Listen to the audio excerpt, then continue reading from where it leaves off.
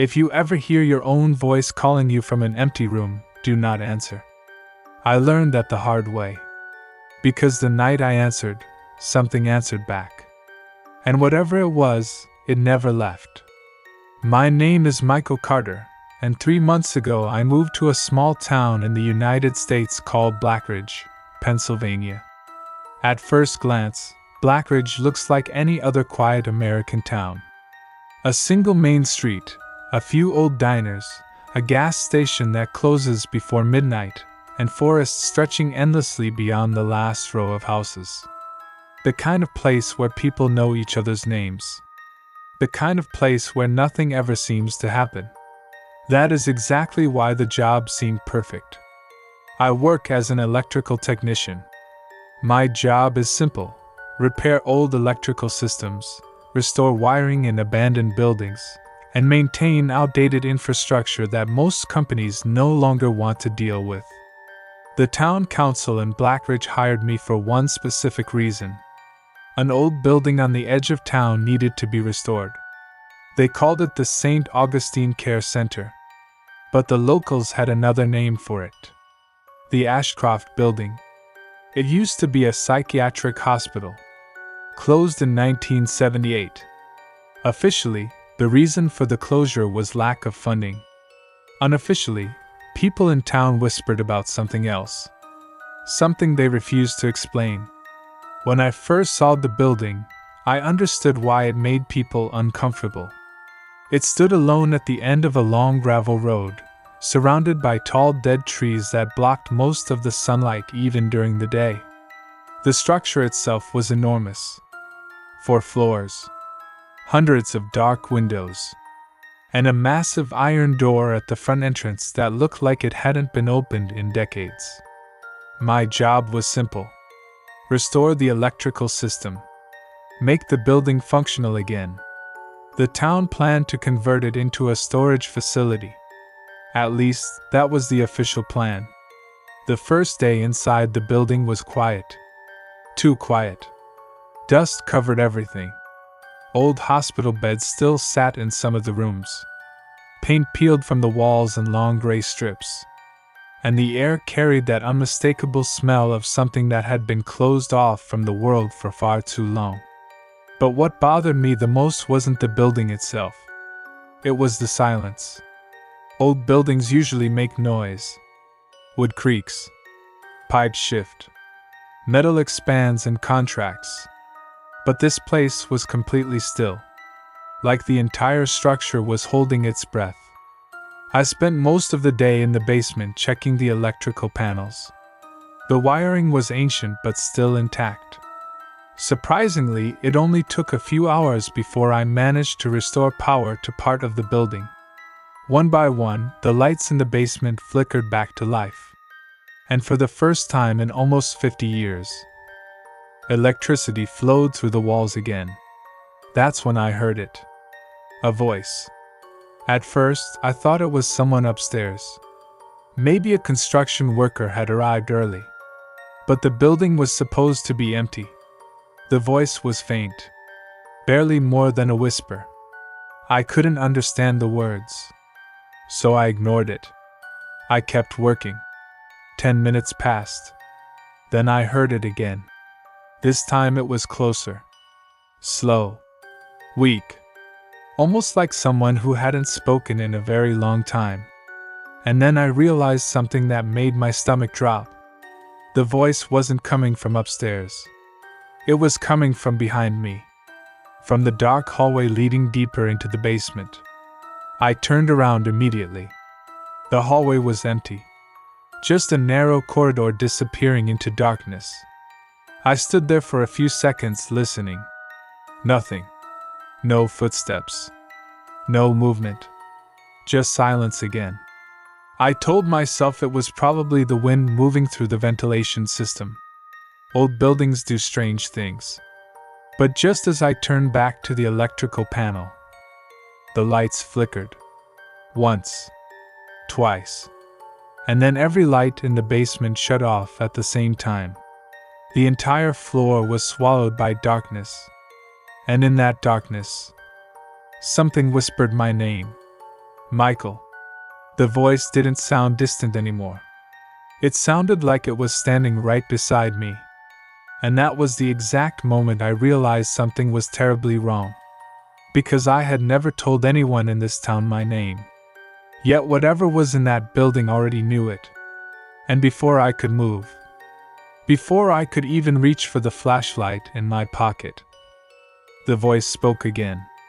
This time much clearer, much stronger, and much closer. Welcome back. For a few seconds I couldn't move.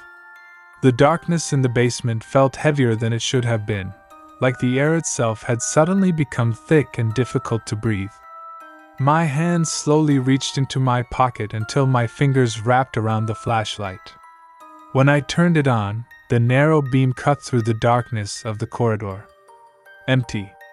The hallway looked exactly the same as it had moments earlier. Cracked concrete walls. Rusted pipes running along the ceiling. Dust floating slowly through the air. No one was there. I tried to convince myself I had imagined it. Maybe the building had strange acoustics. Maybe the whisper had come from outside. Maybe my mind had filled in the rest. But deep down I already knew something was wrong. Because the voice had said something very specific. Welcome back. Not hello. Not who's there. Welcome back. As if whoever, or whatever, was inside this building believed I had been there before. I checked the breaker box again and restored the electricity. The lights flickered back to life, buzzing softly above me. The basement returned to its dull yellow glow. Nothing else happened for the rest of the afternoon. No more voices. No footsteps. No movement. Just silence. But that night, something followed me home. I didn't realize it at first. I drove back to the small rental house I had taken on the edge of Blackridge. It was a simple place. One floor, wooden porch, surrounded by trees. The kind of house that should feel peaceful. But the moment I stepped inside, I felt something I couldn't explain. The temperature inside the house felt colder than outside. Not dramatically colder. Just enough to make the back of my neck tense. I told myself it was just the old heating system. I made dinner, watched some television, and tried to forget about the strange moment in the basement. By midnight I was exhausted. Working in old buildings takes more energy than most people realize. So I turned off the lights and went to bed. For the first few hours, I slept normally. But at exactly 3:04 in the morning, I woke up suddenly. Not slowly. Not gradually. My eyes snapped open like someone had shouted in my ear. The room was dark except for the faint glow of moonlight coming through the window. And that's when I noticed something strange. I wasn't alone in the room. At first it was just a feeling. That instinct humans have when someone else is nearby. The feeling that you're being watched. I sat up slowly in the bed and looked around. The bedroom was empty. The door was closed. The hallway light outside was off. Everything looked normal. But the feeling didn't go away. Then I heard something. Breathing. Slow. Heavy. Right behind me. I turned around immediately. Nothing. Just the wall and the dark corner of the room. My heart was pounding now. I grabbed my phone from the nightstand and turned on the screen, letting the dim light spread across the room. Still nothing. No movement. No shadow. No person. I was just about to lie back down when I noticed something that made my stomach twist. The mirror across the room. It was mounted on the closet door. And in the reflection, I could clearly see myself sitting on the bed. But there was something else in the reflection. Something standing behind me. A tall shape. Too dark to fully make out. But definitely not part of the room. The moment I saw it, I spun around again. The space behind me was empty. Completely empty. I slowly turned back toward the mirror. The figure was gone. Only my reflection stared back at me. I didn't sleep for the rest of the night. The next morning I told myself there had to be a logical explanation. Stress. Fatigue. My mind playing tricks. But that explanation stopped making sense later that day. Because when I returned to the Ashcroft building, the first thing I saw was a message written in the dust on the basement floor. 3 words. Clear. Fresh. As if someone had written them only minutes earlier. Welcome back, Michael. And beneath those words, there was something else. A symbol. One I had never seen before. But the moment I looked at it, something inside my head started to hurt. Not like a headache. Something deeper. Like a memory trying to force its way to the surface. And that was when the whisper came back. This time inside my head. Not from the hallway. Not from the darkness. From somewhere much closer. From somewhere inside me. And it said only one thing. You opened the door. I stood there staring at the words on the basement floor for several seconds. Welcome back, Michael. The letters had been drawn through a thick layer of dust that covered the concrete. The lines were uneven, almost shaky, like whoever wrote them had done it slowly, deliberately. But what unsettled me the most was the symbol beneath the message. It wasn't random. It looked intentional, ancient. A circle with several intersecting lines crossing through it, forming shapes that almost resembled letters from a language I didn't recognize. The moment my eyes focused on it, that strange pressure inside my head returned. A dull ache at first, then sharper. Like something inside my mind was reacting to the symbol. I stepped back instinctively, my boots scraping against the concrete floor. That's when I noticed something else. There were no footprints around the message. The dust covered the entire floor evenly except for the writing itself. No shoe marks. No drag marks. Nothing. If someone had written it, they would have had to walk across the dust to reach that spot. But the floor was untouched. A cold sensation moved through my chest. I suddenly didn't want to be in that basement anymore. I grabbed my toolbox and started walking toward the stairs, trying to ignore the growing tension crawling through the back of my neck. Halfway to the staircase, the lights flickered again. Once. Twice. Then the entire basement went dark. The sudden silence felt heavier than before. My flashlight beam cut through the darkness as I turned it on quickly. The hallway ahead of me looked longer than it had earlier. The shadows along the walls seemed deeper, thicker. I started moving faster toward the stairs. That's when the whisper returned. Michael. This time it wasn't distant. It was right beside my ear. I froze. Every muscle in my body locked. The air behind me felt cold. So cold that I could almost feel someone standing there. Slowly, against every instinct telling me not to, I turned my head. The flashlight beam trembled in my hand as it moved across the hallway. Empty. The corridor was still empty. But the whisper came again. Closer. Michael. Why did you leave us? My chest tightened. Us. Not me. Us. Before I could react, the flashlight flickered. For a fraction of a second the basement went completely black. And in that brief moment of darkness, I heard footsteps. Right behind me. Heavy. Slow. Then the light came back. I spun around. Nothing. The hallway behind me was empty. But something had definitely moved. I could feel it. The air in the basement felt different now. Charged. Like static electricity before a storm. My heart was pounding as I reached the stairs and climbed them quickly, 2 steps at a time. The moment I reached the ground floor, the lights in the building suddenly turned back on. All of them. At the same time. Every hallway. Every room.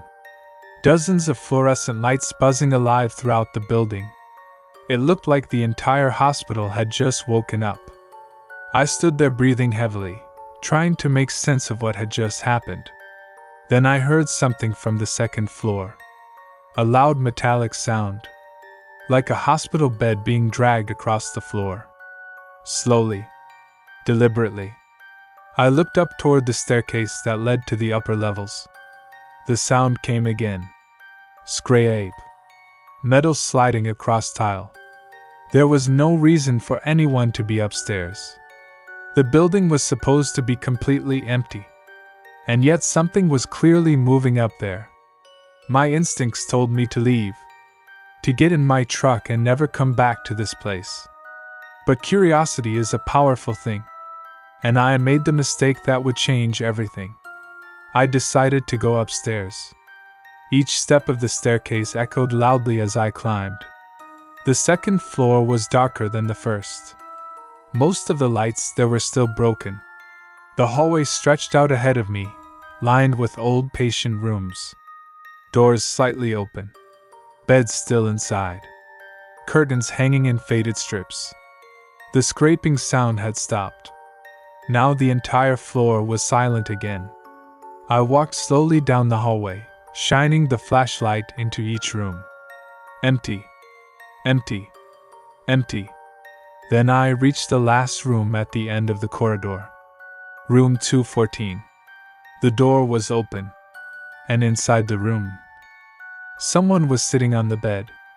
A man. Completely still. Head tilted slightly downward. His skin looked pale under the weak light.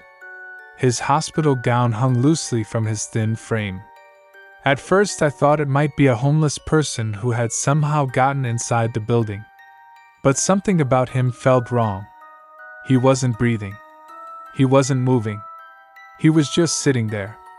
And then, slowly, his head lifted, and his eyes locked onto mine. They were completely black. No whites. No pupils. Just endless darkness. His mouth slowly opened.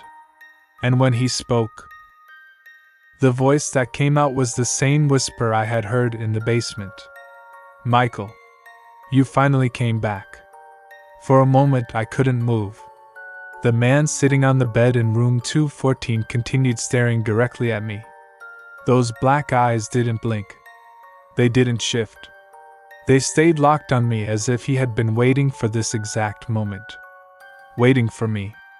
My flashlight trembled slightly in my hand, the beam shaking across the floor before returning to his face. The room smelled old and damp, like something that had been sealed away for years. You shouldn't be here, I finally said. My voice sounded weak, almost distant in my own ears. The man didn't react. He didn't breathe. He didn't move his body. But his mouth slowly began to stretch into something that resembled a smile. It wasn't a normal smile. It was too wide, too slow, and completely empty of emotion. Then he spoke again. The voice didn't belong to the body sitting on that bed. It was deeper, layered, like several voices speaking through the same throat at the same time. We waited. A cold pressure filled the room. I took a step back toward the hallway. I think you need help, I said, trying to keep my voice steady. The man tilted his head slightly to the side. The movement was unnatural, almost mechanical. Then he spoke again. No, Michael. He slowly raised one arm and pointed directly at me. You need help. The lights in the hallway flickered violently. For a split second the entire floor went dark. When the lights came back on, the man was no longer sitting on the bed. The mattress was empty. The sheets were still. My stomach dropped. I quickly stepped backward into the hallway, swinging the flashlight left and right. The corridor was empty. Every room door remained exactly as it had been before. Nothing had moved. Nothing had changed. But the man was gone. My breathing grew faster. There was no way he could have left the room that quickly. The only exit was the door I had been standing in. He would have had to walk directly past me. But I would have seen him. I would have heard him. Unless he never left the room. A slow creaking sound came from behind me. My entire body froze. The sound was coming from room 214 again. The bed frame groaned softly, like someone had just shifted their weight on it. I turned around slowly. The man was sitting on the bed again. Exactly where he had been before. Same position. Same black eyes. Same empty smile.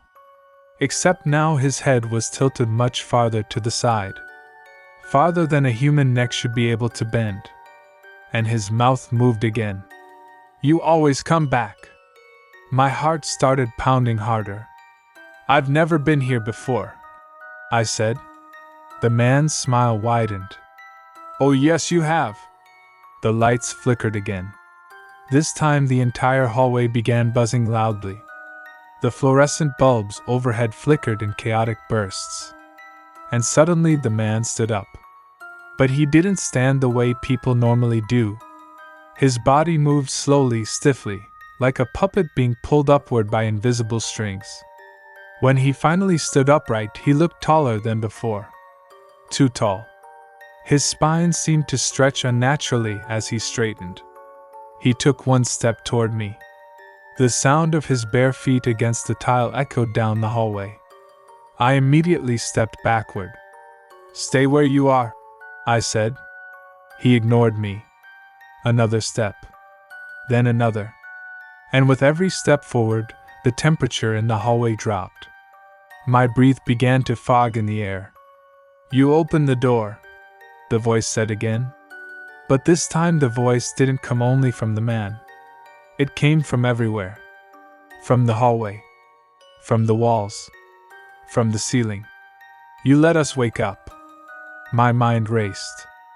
"I didn't open anything," I said. The man stopped walking. His head slowly tilted the other direction now. Bones inside his neck made a faint cracking sound. "Yes, you did." The lights suddenly exploded. Several bulbs above us burst at the same time, showering glass onto the floor. The hallway plunged into darkness again. My flashlight flickered wildly. And when the beam stabilized again, the man was standing only a few feet away from me. Close enough that I could clearly see his face. His skin looked pale and thin. And beneath it, dark veins crawled slowly across his neck like something was moving inside him. Then he leaned forward slightly. His black eyes locked onto mine. And he whispered something that made my blood run cold. "You brought us back with you." Before I could react, his hand shot forward and grabbed my wrist. His fingers were freezing. Ice cold. The moment his skin touched mine, a violent pressure exploded inside my head. Images flashed through my mind. Dark hallways. Locked rooms. People screaming. And something moving through the hospital corridors many years ago. Something that had been trapped here. Something that had been waiting. Waiting for someone to return. Waiting for someone like me. Then everything went black. When I opened my eyes again, the first thing I noticed was the silence. Not the normal silence of an empty building. This silence felt deeper. Heavy. Like the entire world had been muted. For a few seconds I couldn't remember where I was. My vision was blurry, and the ceiling above me looked unfamiliar. Then the pain in my head returned. Sharp. Pulsing. Like something inside my skull was pressing outward. I sat up slowly. The room around me was dimly lit by a single flickering ceiling light. It looked like one of the patient rooms from the hospital, but something about it was wrong. The walls were covered in dark stains. The paint had peeled away in long strips. And the air smelled like rust. I quickly looked down at my wrist. The place where the man had grabbed me was still numb. A faint red mark circled the skin there, as if something had burned its shape into me. I stood up from the bed. My legs felt weak, unsteady, but they held my weight. The door to the hallway was open. I stepped out slowly. The corridor looked different now. The floor tiles were cracked. The lights along the ceiling were dim and flickering, and the air felt colder than before. But the strangest thing was the sound.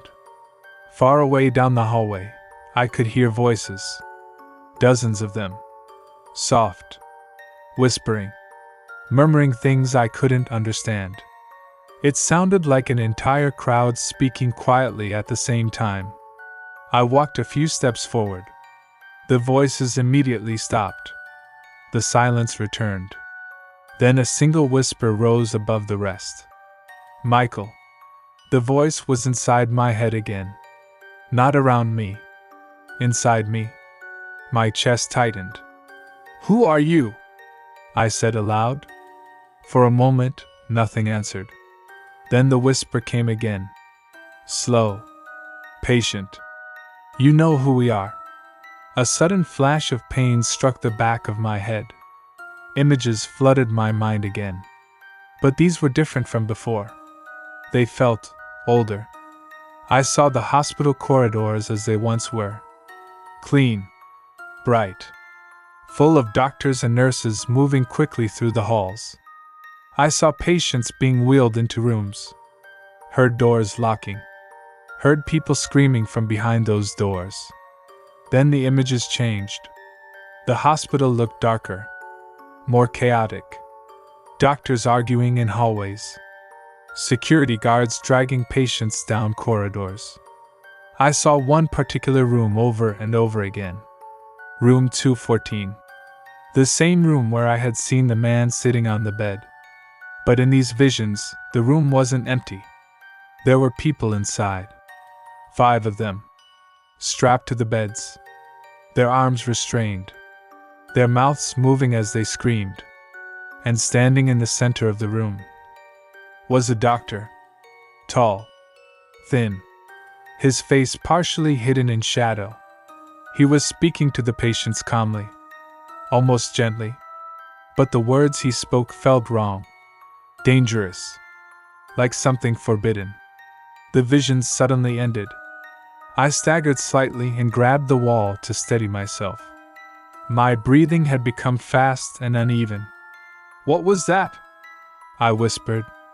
The voice answered immediately. "Our beginning." A chill moved through my spine. "What do you want from me?"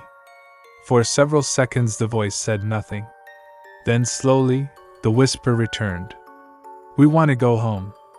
I shook my head. "You're already here." The whisper laughed softly. Not out loud. Inside my head. "No, Michael. We are only inside you." The words hit me like a punch to the chest. Inside me. The hallway lights flickered again. One by one the bulbs above me began to buzz and pulse. Then I noticed something on the wall beside me. A mirror. It hadn't been there before. I slowly turned toward it. My reflection stared back at me. Pale.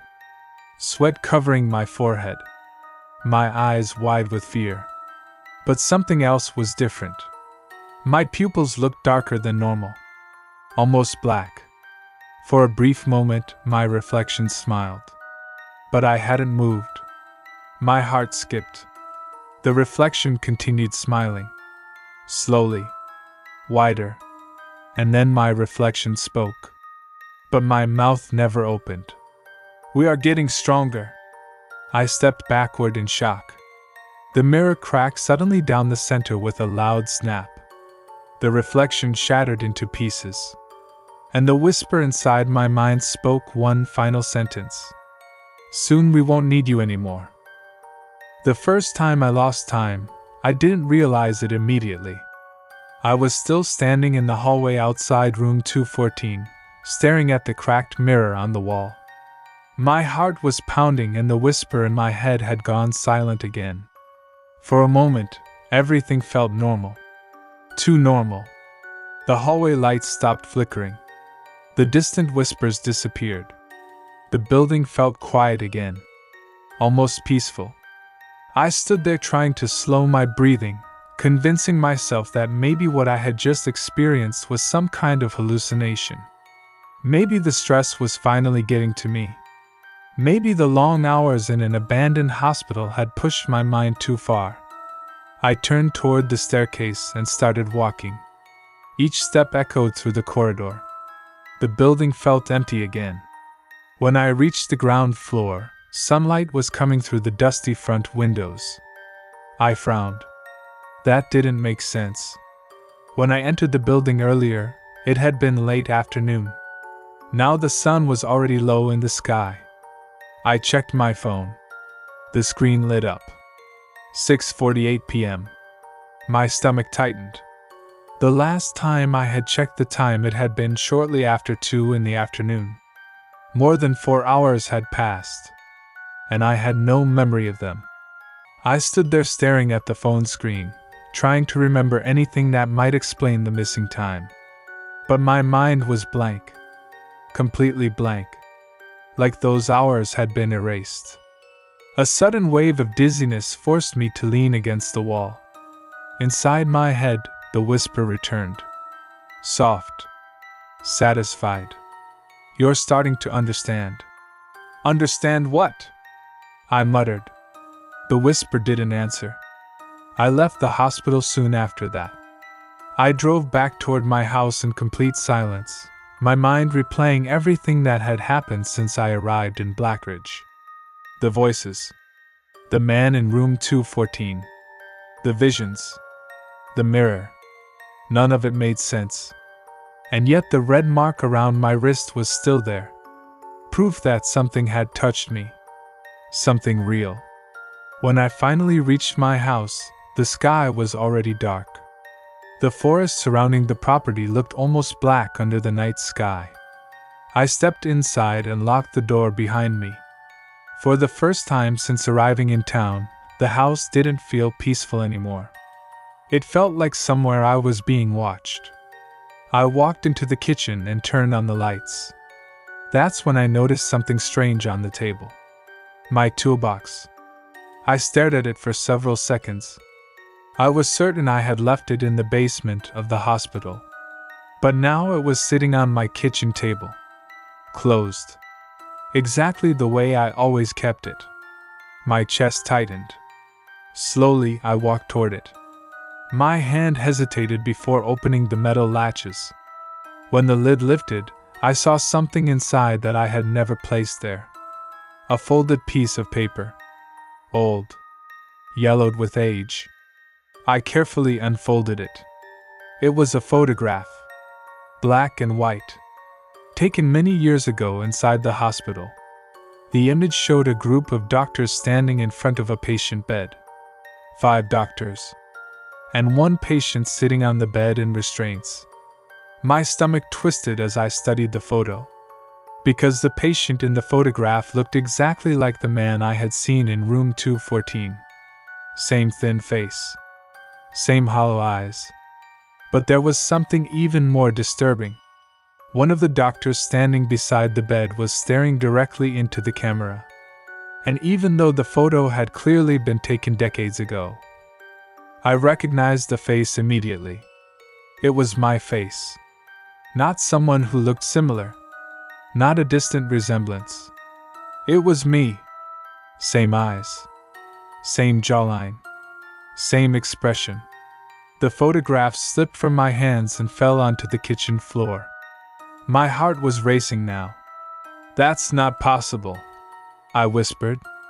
The whisper inside my head answered instantly. But it is. A sharp pain suddenly shot through my skull. I dropped to one knee, gripping the side of the table for balance. More images flooded my mind. But this time they didn't feel like visions. They felt like memories. Real memories. Memories that didn't belong to this life. I saw the hospital again. But this time I wasn't walking through the halls as a visitor. I was wearing a doctor's coat. Standing inside room 214.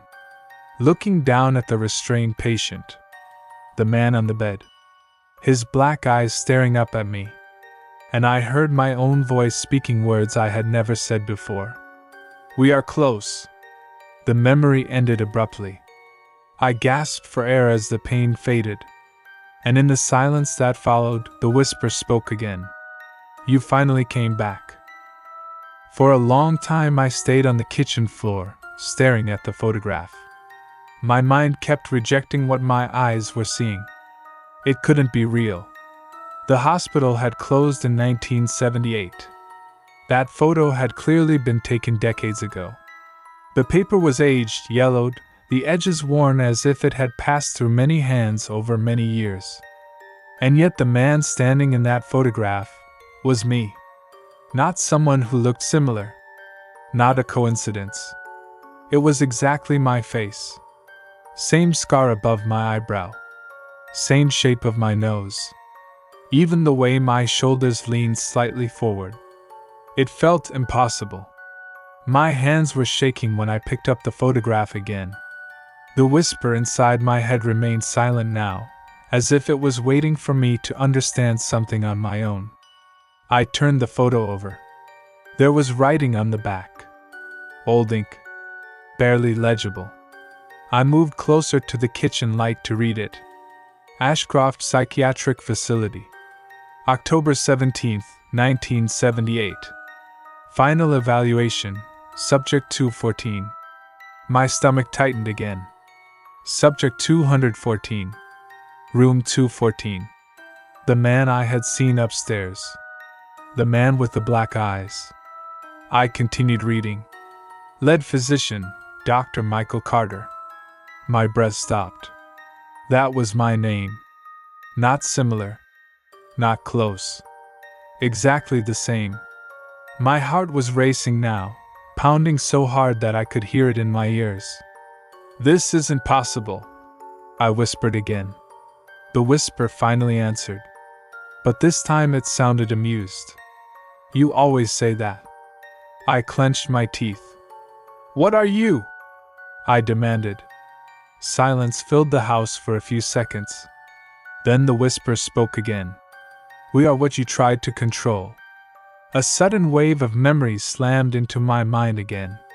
Stronger this time. More vivid. I saw the hospital corridors again. But now everything looked clearer. Real. Doctors arguing in the hallways. Patients screaming behind locked doors. Security guards pacing outside rooms. And me. Standing in the middle of it all. Wearing a white coat. Holding a clipboard. Giving orders. The memories kept coming. I remembered the experiments. Not medical ones. Something else. Something darker. Something forbidden. We had discovered something unusual about Subject 214. The patient responded to certain symbols. Certain sounds. Certain rituals.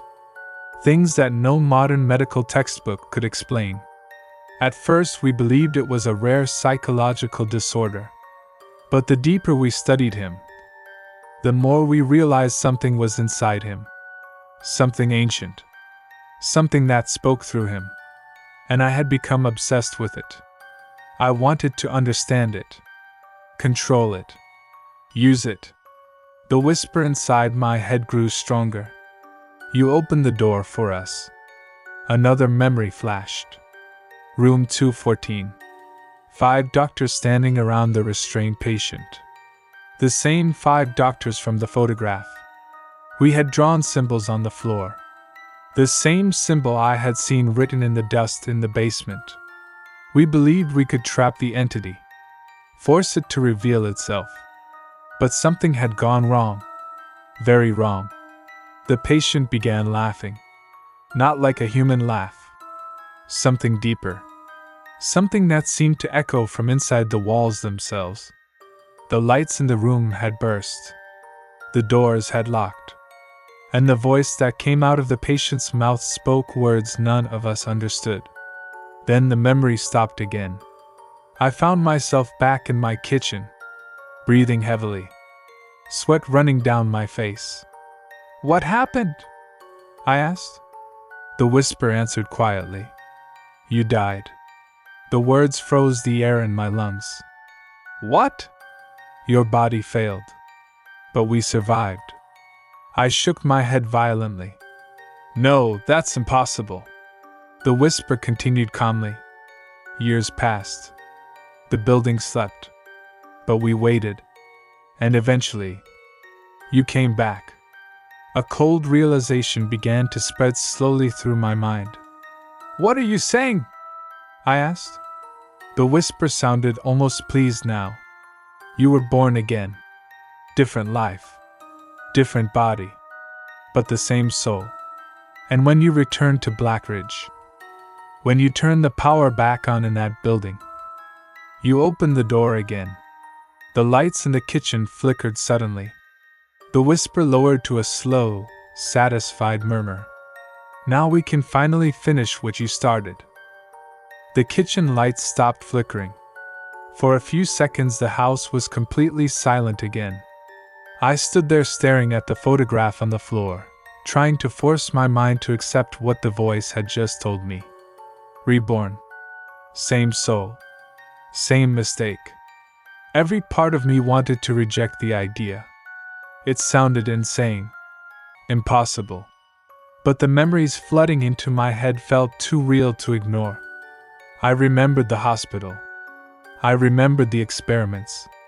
And worst of all, I remembered the moment everything went wrong.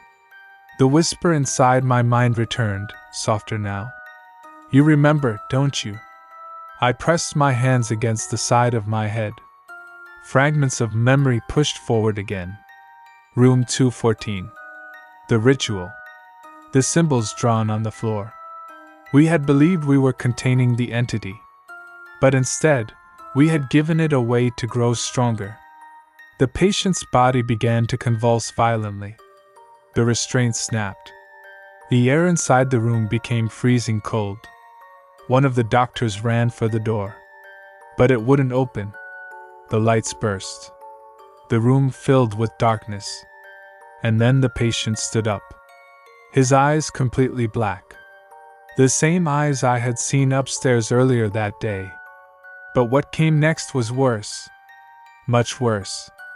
Because the voice that came out of him spoke directly to me. Not to the others. To me. It knew my name. Even then. Even decades ago. The memory faded again. I lowered my hands slowly. "What do you want?" I whispered. The voice answered immediately. "Freedom." The word echoed inside my skull. "You're already free." A quiet laugh moved through my mind.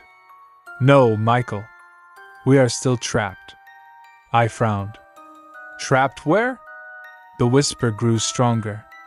"Inside you." A cold chill moved through my body. "You said you didn't need me soon." The whisper responded slowly. "We don't. But you are still useful." The lights in the kitchen flickered again. This time the power cut out completely. The entire house went dark. The only light came from the faint glow of the moon through the windows. My breathing grew shallow. "What do you mean useful?" For several seconds the whisper said nothing. Then the answer came. "You can walk outside." I felt my stomach twist. "You can't?" "No." I suddenly understood. The entity was bound to me somehow. It had entered my mind, my body. But it couldn't leave unless it fully took control. "You want my body?" I said. The whisper sounded pleased again. "Exactly." A sharp pain shot through my head again. Stronger this time. I dropped to one knee. Images flooded my mind once more. But these images weren't from the past. They were from the future. I saw myself walking through the streets of Blackridge. But something about the way I moved was wrong. My body looked stiff. Unnatural. People passed me on the sidewalk. And every time I walked near someone, they stopped. Their expressions changing. their eyes slowly turning black. The vision ended abruptly. I gasped for air. "That's what you want," I said. The whisper didn't deny it. "You opened the door once. Now you will open it again." The temperature in the room dropped sharply. My breath became visible in the cold air. "You're not taking my body," I said. The whisper laughed again. "You don't understand yet." The pain in my head suddenly exploded. I collapsed onto the floor completely this time. My muscles began to twitch uncontrollably. My hands clenched against the floorboards. And then something terrifying happened. My arm began to move. Not because I moved it. Something else did. My hand slowly dragged across the wooden floor, my fingernails scraping the surface. I tried to stop it, but I couldn't. My own body was ignoring me. My hand continued moving slowly across the floor until it reached the spilled photograph. My fingers picked it up, and then my hand turned the photo toward my face. But the movement wasn't mine. The whisper spoke softly inside my head. "We are learning." My arm slowly lifted the photograph closer to my eyes. And then my own mouth opened. But the voice that came out was not mine. "We are almost ready." My body froze after the words left my mouth. For a few seconds I lay on the floor in the darkness, barely able to breathe. My hand slowly lowered the photograph back onto the wooden floor. But this time the movement stopped. Control returned to me. At least for the moment. I pushed myself backward until my back hit the kitchen cabinet. My chest was rising and falling rapidly as I tried to calm down. That thing inside my head had just spoken using my voice. Not in my thoughts. Out loud. And worse than that, it had moved my body. If it could already do that, then it was only a matter of time before it took everything. The whisper inside my mind returned. "You're starting to understand." I clenched my fists. "You're not taking me," I said through my teeth. The voice answered calmly. "You said the same thing the first time." A wave of cold ran down my spine. "The first time," I repeated. The whisper sounded almost nostalgic. Room 214. Another memory broke through. But this one was clearer than the others. I was standing in that room decades ago. The same 5 doctors from the photograph were there. The symbols were drawn across the floor. Subject 214 was strapped to the bed. But he wasn't screaming anymore. He was smiling. Slowly. Calmly. Like he knew exactly what was about to happen. The ritual had reached its final stage. We believed we were forcing the entity out of him. But in reality, we had done the opposite. We had given it a doorway. The patient suddenly stopped moving. Every light in the room exploded. The darkness became absolute. And then something moved across the floor. Something that did not belong to the human body. The whisper inside my head spoke again. "You opened the gate." I shook my head violently. "No," I said. "We tried to stop you."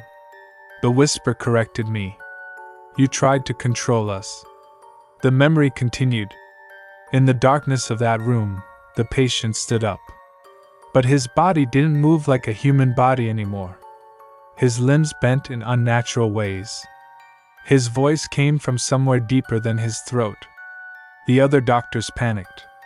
One of them tried to shoot him. The gun jammed. Another tried to run. The door wouldn't open. And then the entity spoke directly to me. Just like it had today. "Michael." Hearing my name from that thing froze me where I stood. Even in the memory I could feel the fear I had felt that night. But something else had been there too. Curiosity. Obsession. The need to understand what we had discovered. And that curiosity had been my biggest mistake. Because instead of destroying the ritual, I had completed it. I had spoken the final words. The memory ended abruptly. I slammed my fist against the floor. "You used me," I said. The whisper answered quietly. "You invited us." The house around me suddenly shook slightly. A loud thud echoed somewhere in the hallway. Then another. Thud. Thud. Heavy footsteps. Moving slowly toward the kitchen. My heart began pounding again. I slowly turned my head toward the dark hallway. Something was inside the house. Something large. Something walking. But I was alone when I entered the house. Which meant only one thing. It had found another way in. The footsteps stopped just outside the kitchen. Silence filled the room. Then the whisper spoke again. "We are no longer alone." The doorway to the kitchen slowly creaked open. Moonlight from the living room spilled across the floor. And standing in the doorway was the man from room 214. The same thin body. The same hospital gown. The same black eyes staring directly at me. But this time his smile was even wider. His head tilted slightly as he studied me. And when he spoke, the voice that came out was identical to the one inside my mind. "It's time to finish what you started." For a moment neither of us moved. The man from room 214 stood in the doorway, completely still, his black eyes locked on mine. The moonlight coming from the living room window barely illuminated his figure, but it was enough for me to see the unnatural way his body leaned slightly forward, like a predator watching its prey. The whisper inside my mind spoke again. The body we had was weak. I swallowed slowly. "But this one isn't," I said quietly. The man smiled wider. His cracked lips stretched into something that looked more like a tear than a grin. "No," the voice said through him. "This one is perfect." I forced myself to stand up, using the kitchen counter for support. My legs felt weak, but I couldn't stay on the floor. If this thing wanted my body, I wasn't going to hand it over easily. "You said you needed me," I said. The man tilted his head. "Not anymore." His voice echoed in two places at once. From his mouth. And from inside my skull. "You opened the door." That was enough. My heart dropped. That meant the connection between us was already complete. I looked down at my hands. The veins beneath my skin looked darker than before. Almost black. "How long?" I asked. The man took one slow step into the kitchen. His bare feet made a soft sound against the wooden floor. "It's already happening." Another step. "Every minute you spent inside the Ashcroft building." Another step. We grew stronger. The whisper inside my head became louder now. No longer a whisper. More like a presence pressing against my thoughts. "You turned the power back on." The man's voice matched the words in my head. "You woke the building." Another step. "You woke us." He was only a few feet away now. The cold around him was intense. The air itself seemed to freeze. I suddenly remembered something from the visions. The ritual. The symbols. They hadn't just been used to summon the entity. They had also been used to trap it. To seal it. Inside the hospital. Unless someone willingly carried it out. A realization hit me like a punch. "You can't leave that building," I said slowly. The man's smile faded slightly. "You need a host." Silence filled the room. For the first time since this nightmare began. The entity hesitated. And that hesitation told me everything I needed to know. "You can control my body," I continued. "But only if I let you." The man's black eyes narrowed. "You always were the clever one." The pressure inside my mind suddenly intensified. My knees buckled. I dropped back to the floor again. The whisper became a roar inside my skull. Let us in. My muscles began to shake violently. My fingers clawed at the floor as the entity forced its way deeper into my mind. Images exploded through my head again. Dark corridors. Endless whispers. Shadows moving beneath the hospital floors. It was trying to break me. Trying to erase me. But in that chaos, I remembered one last thing from the old ritual. The final words. The words that had opened the doorway. If those words could open it, then maybe they could close it. I forced my mouth open. The entity felt it immediately. It tried to stop me. Pain exploded in my skull. My vision blurred. My heart pounded wildly. But I spoke the words anyway. The same words I had spoken nearly 50 years ago. Only this time, I changed the final sentence. The reaction was immediate. The man from room 214 screamed. Not a human scream. Something deeper. Something ancient. The walls of the house began to shake violently. The lights exploded. The windows cracked. The presence inside my head shrieked in rage. You can't. The sentence never finished. The pressure inside my skull vanished instantly. The room fell silent. The man standing in the kitchen doorway collapsed onto the floor like a lifeless puppet. His body twitched once, then went completely still. I lay there on the floor, breathing heavily, staring at the ceiling. The whisper was gone. The presence was gone. The house was silent again. For the first time in days, my mind was quiet. Hours later, the police found me there. They said the man in the hospital gown was already dead when they arrived. No identification. No records. No explanation for how he entered my house. The Ashcroft building was sealed permanently 2 weeks later. The town council ordered the entire structure demolished. They told the public it was because the building was unsafe. But I know the real reason. They were afraid of what was inside. I left Blackridge soon after that. Moved across the country. Started a new life somewhere far away. For a long time, everything felt normal again. Until 3 nights ago. I woke up suddenly at 3:04 in the morning. My bedroom was silent. Dark. Empty. But as I sat up in bed, I heard something. A whisper. Very faint. Very familiar. From somewhere deep inside my mind. Michael! I thought I was just fixing the power in an old abandoned hospital. But the moment the lights came back on, something woke up. Something that had been waiting there since 1978. And somehow, it already knew who I was. Sleep carefully tonight.